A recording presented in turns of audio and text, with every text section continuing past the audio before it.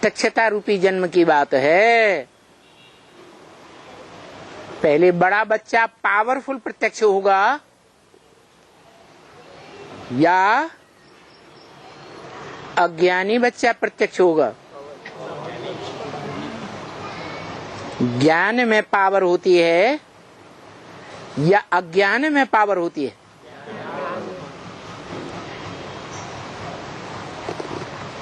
तो ब्रह्मा का चौथा पुत्र मानसी है।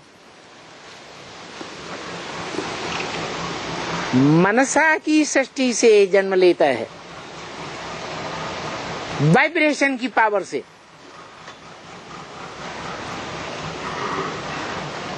वो अकेला नहीं, कितने जन्म लेते हैं?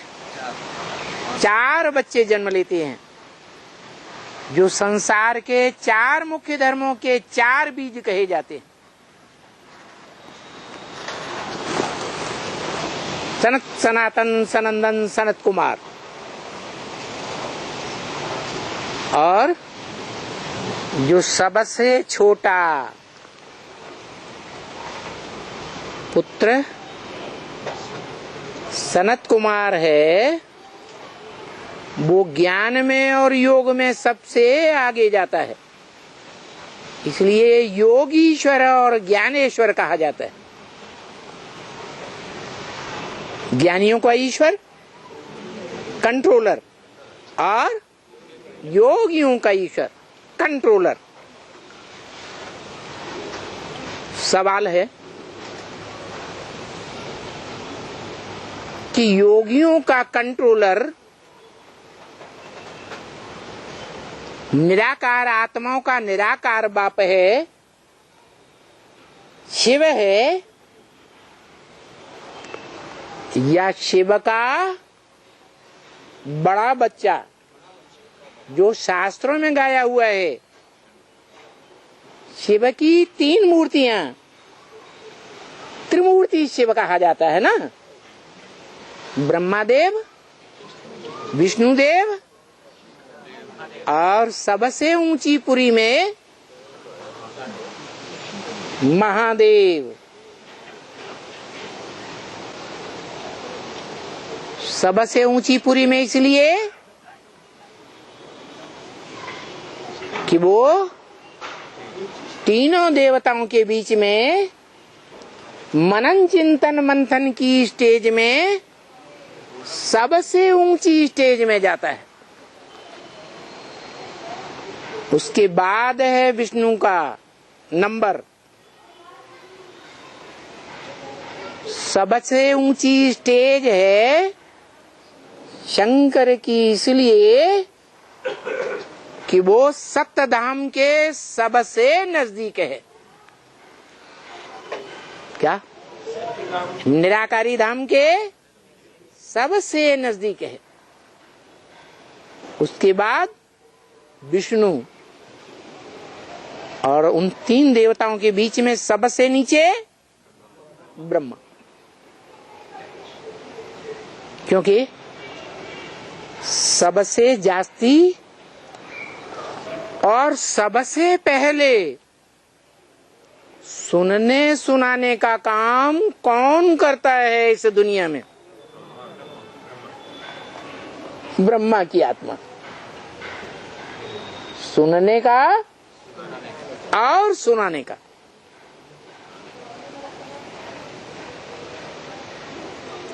इसलिए उसको नीची स्टेज में डाल दिया। क्यों? नजदीक है, स्कूल के नजदीक है, बच्चों से अटैच। अम्मा ब्रह्मा, बड़ी अम्मा। सुनना और सुनाना, समझना नहीं और समझाना भी नहीं। क्या करना? सिर्फ सुनना और सुनाना। इसलिए शास्त्रकारों ने मूर्तिकारों ने, चित्रकारों ने उनके कान बड़े बड़े दिखा दिए। क्या? कौन सा देवता है? जो बाप का बच्चा है। मनुष्य सृष्टि के बीच ऊंचे से ऊंचे बाप का बच्चा, जगत पिता का बच्चा, वो सुनने सुनाने का काम सबसे जास्ती करता है। सबसे पहले उसके कान सुनते हैं कि कोई और के सुनते हैं? है? सबसे पहले उसी के कान सुनते हैं और सबसे ज्यादा वही सुनाता है, लेकिन न समझता है और न समझा सकता है। तो बच्चा बुद्धि हुआ या प्राइमरी स्कूल के बच्चों की तरह बेसमझ कहा जाएगा? है? बेसमझ है। इसलिए जैसे इस दुनिया में कलयुग के अंत में सब बेसमझ मनुष्य मात्र, कोई नहीं समझता कि मेरी असलियत क्या है, मैं कौन हूं। कोई समझता है इस दुनिया में? कोई नहीं समझता, सब बेसमझ हो जाते हैं। तब उन बेसमझों के बीच में वो ऊंचे से ऊंचा करतार बाप जो कहा जाता है अकर्ता। क्यों? करता नहीं है? है? कर्मेंद्रियों से कुछ भी नहीं करता। वो सिर्फ मुख से ज्ञान सुनाता है और दृष्टि से, जो ज्ञानेंद्रियों में सबसे श्रेष्ठ इंद्रिय है, दृष्टि देता है। तो संग का रंग लगता है या नहीं लगता है? है? लगता तो है, लेकिन ये जो स्थूल दृष्टि है, यही सर्वोपरि है या कोई और तीसरा नेत्र भी है जो ज्यादा शक्तिशाली है? अंधा भी हो, उस अंधे को भी वो तीसरा नेत्र की शक्ति है और वो भी उस तीसरे नेत्र से उसे पहचानने के बाद सबसे जास्ती याद कर सकता है या नहीं कर सकता है? कर सकता है। करता है ऐसे नहीं कहा, लेकिन आमादा हो जाए तो कर सकता है। क्योंकि जिसकी और इंद्रियां काम नहीं करती या कोई एक दो इंद्रियां काम नहीं करती, उसकी दूसरी इंद्रियां तीखी पावरफुल हो जाती है। तो इस मनुष्य सृष्टि रंगमंच पर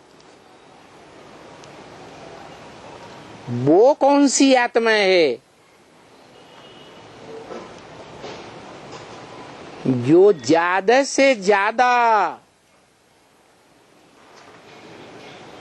शक्तिशाली इंद्रिय का रस भोगती है?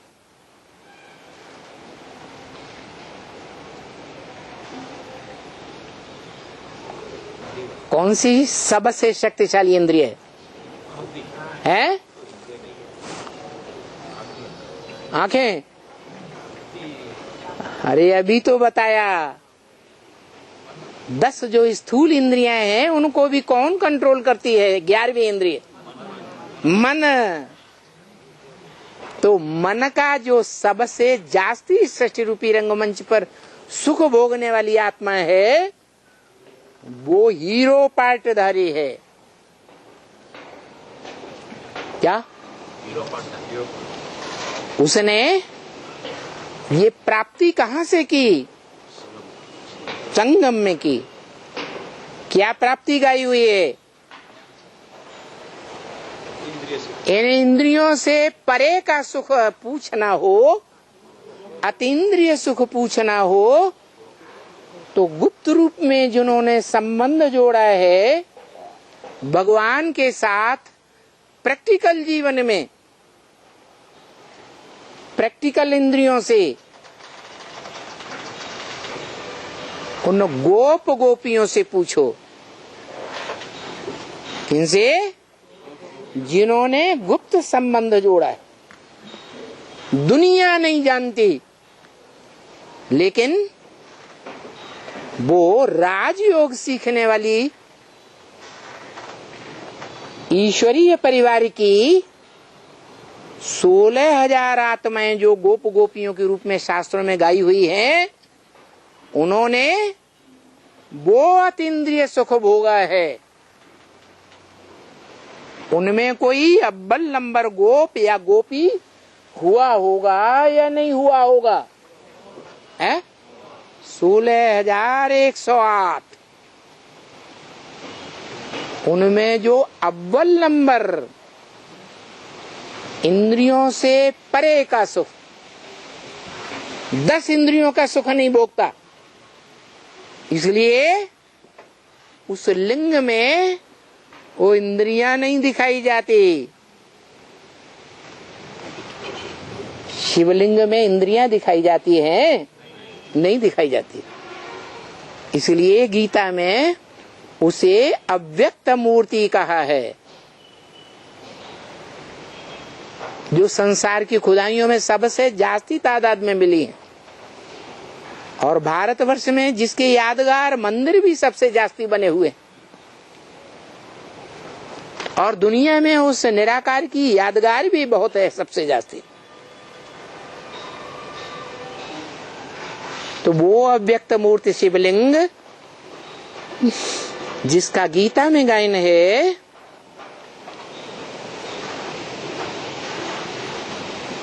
वो निराकार भी है और साकार भी है।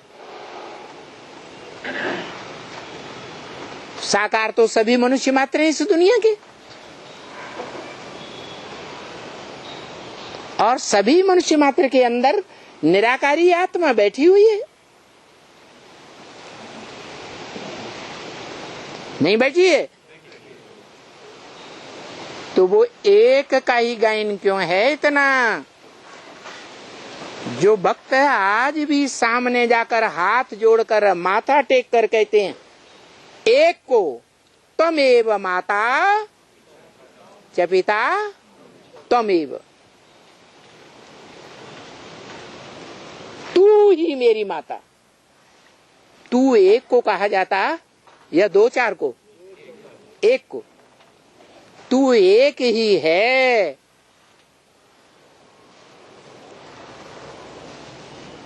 और एक ही मेरी माता है, एक ही मेरा पिता है। क्यों माता पहले क्यों बोल दिया?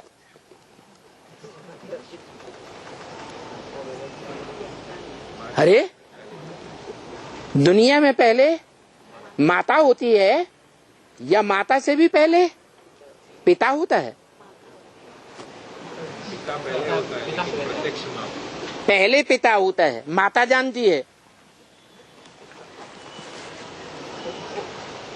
प्रैक्टिकल में जानती है, बच्चे जाने या ना जाने। तो माता जानती है कि पिता पहले है, फिर भी माता का नाम क्यों पहले लिया? ये परंपरा भारत में माताओं को प्राचीन काल से इतना सम्मान देने की परंपरा कहां से पड़ गई? किसने शुरुआत की? परंपरा किसने चलाई? जो पहले माता फिर पिता है। माता के रूप में पहले प्रत्यक्ष हुए। कैसे है? शिव बाप हाँ, माता के रूप में पहले प्रत्यक्ष हुए। उसका स्वरूप है। कहते हैं जिसमें भी प्रवेश करूंगा भले मनुष्य तन भी हो तो भी काम लेने के लिए उसका नाम पहले क्या रखूंगा? ब्रह्मा। इसलिए भारत में परंपरा है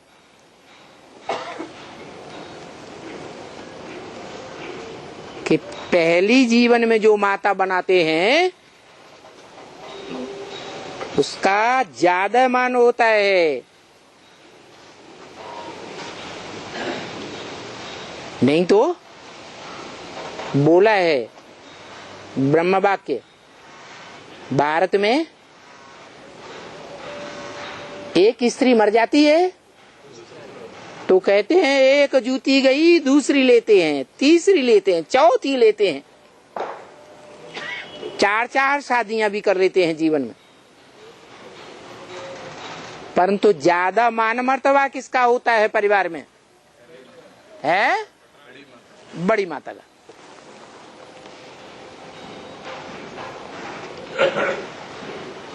तो ये परंपरा कहां से चली है? ब्रह्मा माता से, दादा लेखरा से है। चतुर्भुजी ब्रह्मा, पंचमुखी ब्रह्मा, 4 मुखी ब्रह्मा। जो ब्रह्मा सो विष्णु। जिस नंबर का ब्रह्मा होगा उसी नंबर का विष्णु बनेगा या फिर बदल हो जाएगी? उसी नंबर का बनेगा। तो पहले नंबर का ब्रह्मा कौन हुआ? बड़ी अम्मा। ब्रह्म माने बड़ी, माँ माने माँ, परम ब्रह्म। और नाम किसने दिया है? किसने दिया? परम पुरुष ने। वो आत्मा जिससे परे इस लोक में या पार लोक में कोई उससे परे नहीं होता, जिसका पार कोई भी नहीं पा सकता।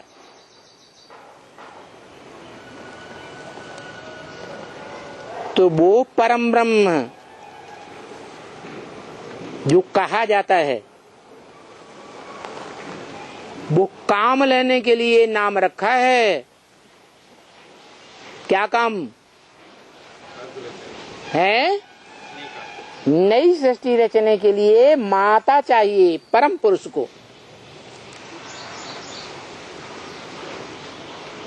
और बड़े से बड़ी माता है, अव्वल नंबर की माता है, तो उससे जो वंश पैदा होगा वो ऊंचा वंश पैदा होगा या नंबरवार या नीचा वंश पैदा होगा? ऊंचा वंश पैदा हो। दुनिया में भी देखते हैं, उदाहरण भी देते हैं, ऊंचे से ऊंचा है सूर्य कि नवग्रह, सूर्य सर्वोपरि है, सबसे ऊंचा। तो वो बड़ी माता से सूर्य वंश बनता है। क्या? यज्ञ के आदि में ही वो सूर्य वंश तैयार हुआ था। पहले पहले वो आत्माएं निकली जिन्होंने विश्वास पैदा किया।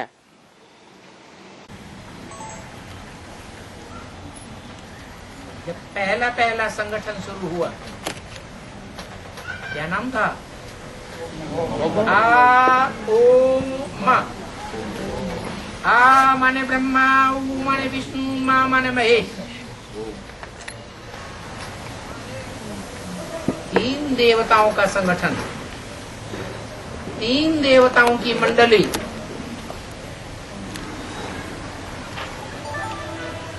ओम मंडली नाम रखा गया।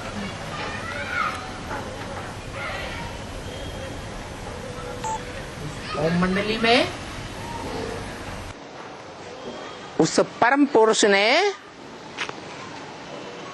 उस परिवार में अपनी सारी ताकत, जैसे दुनिया में कोई बाप होता है, पहले पहले किसी माता से संसर्ग संपर्क होता है तो वो बाप तब कहा जाता है जब एड़ी चोटी की सारी पावर उसमें तिरोहित कर देता है, सब कुछ माशूक के ऊपर अर्पण करता है। क्या? सब कुछ तेरा, कुछ नहीं मेरा।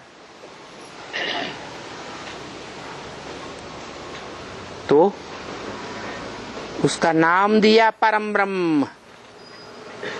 इसलिए शास्त्रों में भी गायन है, गुरुर् ब्रह्मा गुरुर् विष्णु गुरुर्देवो महेश्वर, गुरु साक्षात परम ब्रह्म तस्मै श्री गुरुवे नमः।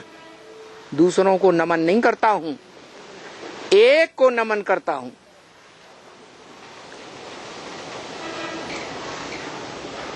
वो परम ब्रह्म जिस आत्मा का टाइटल बनता है पहला पहला, वो आत्मा परिवार की साकार मुखिया हो गई।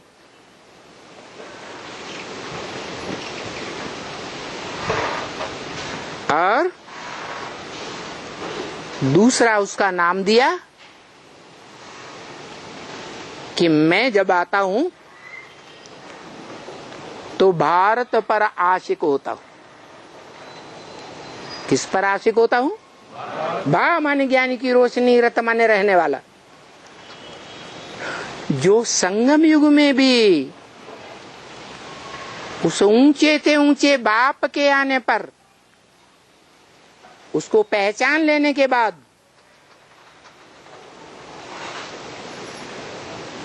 ज्ञान की रोशनी में ही रत रहता है जीवन भर, सच्चाई के पट्टे पर खड़ा रहता है जीवन भर। उसका नाम क्या दिया?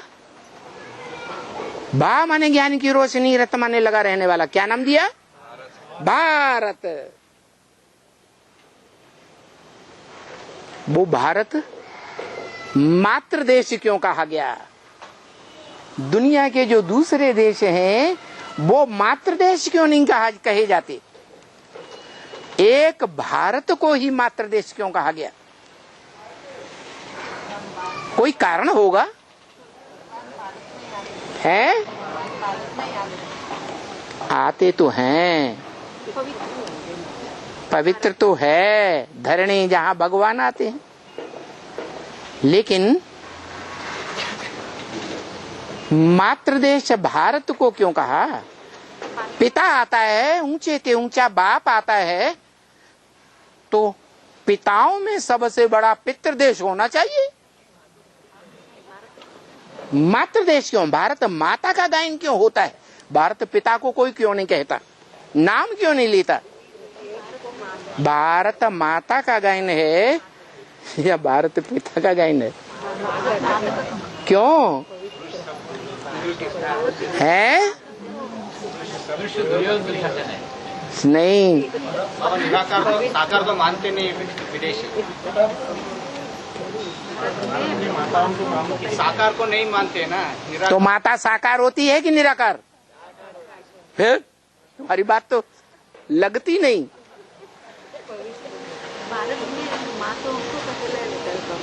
भारत में माताओं की मान्यता है और दुनिया भी मानती है कि जितने भी धर्म और धर्म के फॉलोअर्स और धर्म पिता आए वो कहां से आए, उनका ओरिजिन कहां से है?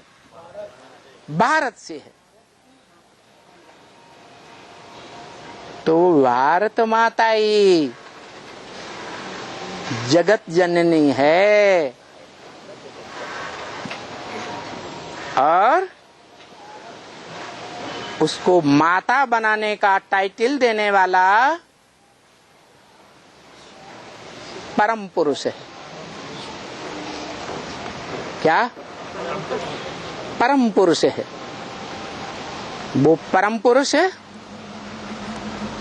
जब आता है तो भले पुरुष तन में भी आए, पुरुष तन में भी प्रत्यक्ष हो, भले तन पुरुष का ही क्यों न हो, संसार में प्रत्यक्ष होगा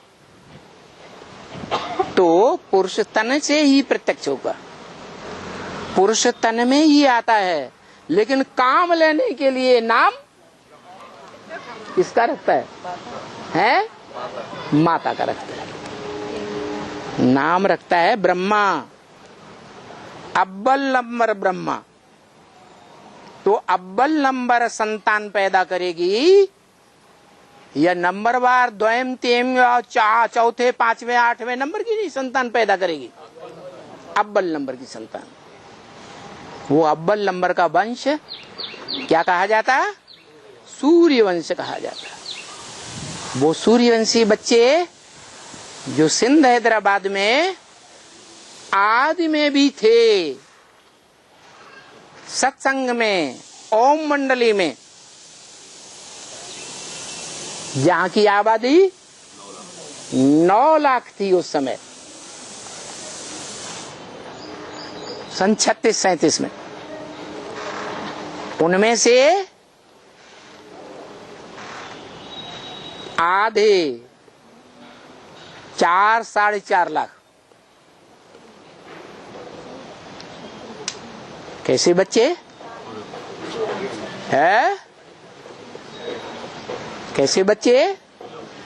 जन्म जन्मांतर की आत्माएं जन्म जन्मांतर ज्यादा जन्म लेने वाले पुरुष रूप में या स्त्री रूप में, ज्यादा जन्म जिनके पुरुष रूप के होते हैं, माने बीज रूप बाप के बीज रूप बच्चे। कैसे बच्चे? बीज रूप बाप के बीज रूप बच्चे नंबरवार।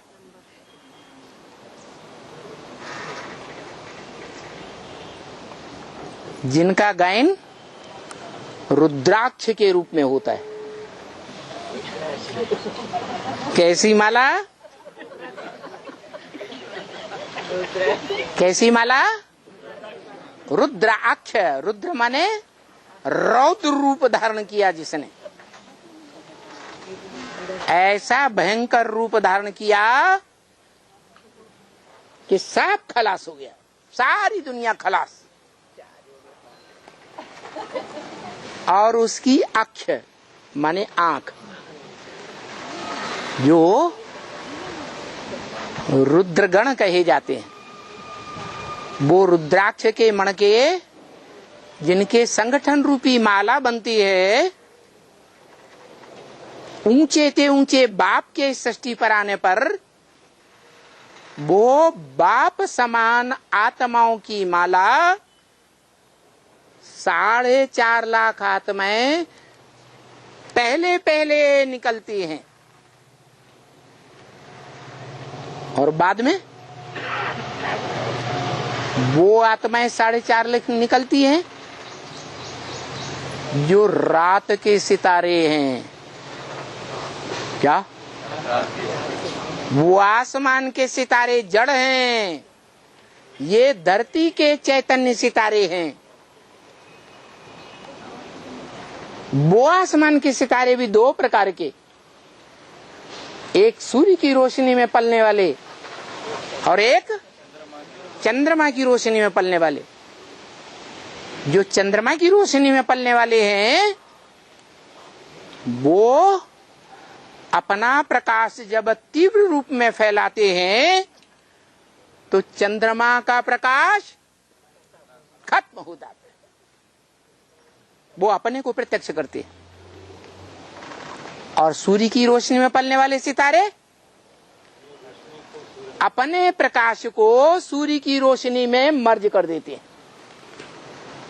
अपने को प्रत्यक्ष नहीं करते, बाप को प्रत्यक्ष करते हैं।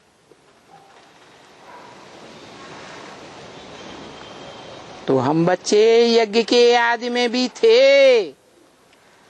कौन से सितारे? सूर्यवंशी या चंद्रवंशी? सूर्यवंशी सितारे थे। ऐसा कोई भी सितारा नहीं हो सकता जो यज्ञ के आदि में न हो और यहां आकर के बैठ जाए और ज्ञान में एडवांस से चला जाए। ऐसा होता ही नहीं।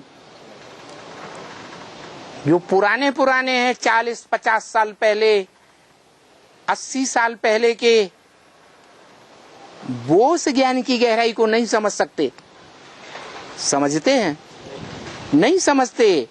और छोटे छोटे बच्चे, छोटी छोटी बच्चियां उस ज्ञान को कैच कर लेती है। तो क्या साबित होता है?